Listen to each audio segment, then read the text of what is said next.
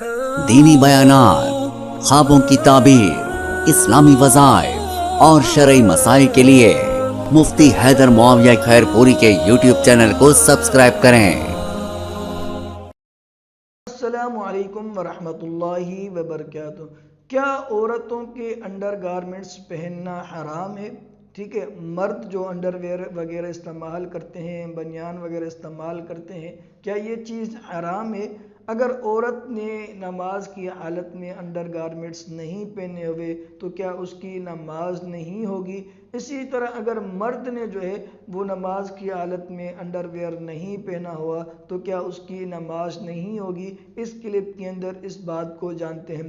देखें, शरीयत ने जो हुक्म दिया है वो हुक्म ये है कि भाई वो मर्द नमाज की हालत में कम अज़ कम जो है वो अपनी सतर को ढाँप ले। ठीक है, अपनी उसकी सतर का ढाँपना लाजिम और ज़रूरी है। उसके अलावा कपड़ों का इस्तेमाल जैसे शलवार कमीज है, टोपी पगड़ी वगैरह है, ये इसके लिए अफजल और सुन्नत की हैसियत रखते हैं।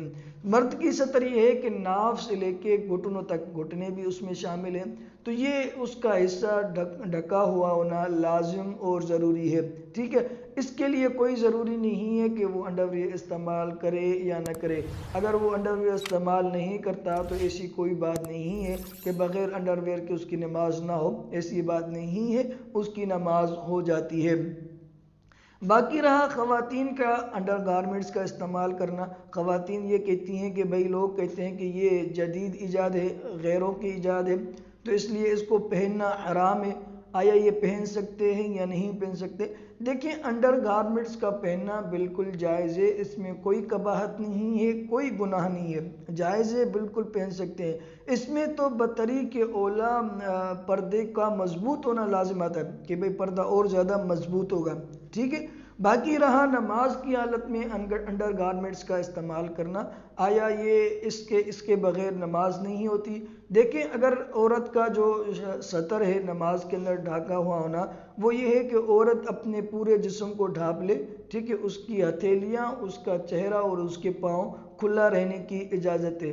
उसके अलावा उसका तमाम जिस्म जो है वो नमाज की हालत में ढका हुआ होना चाहिए। और ये चीज़ जो है शलवार कमीज से, कुर्ता पजामे से जो है वो ढक जाती है।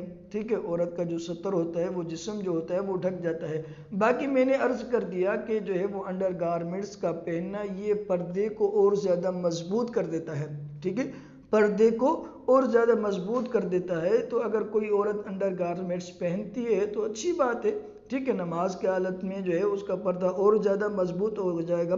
अगर किसी औरत ने नमाज की हालत में अंडर गारमेंट्स नहीं पहने तो उसकी भी नमाज हो जाएगी। ऐसी कोई बात नहीं है कि अगर किसी खातून ने, किसी औरत ने नमाज की हालत में अंडर गारमेंट्स नहीं पहने तो उसकी नमाज ना हो, ऐसी बात बिल्कुल नहीं है। अल्लाह से दुआ है अल्लाह रब्बुल इज़्ज़त आपके लिए, हमारे लिए, पूरी उम्मत के लिए आसानियाँ फरमाए।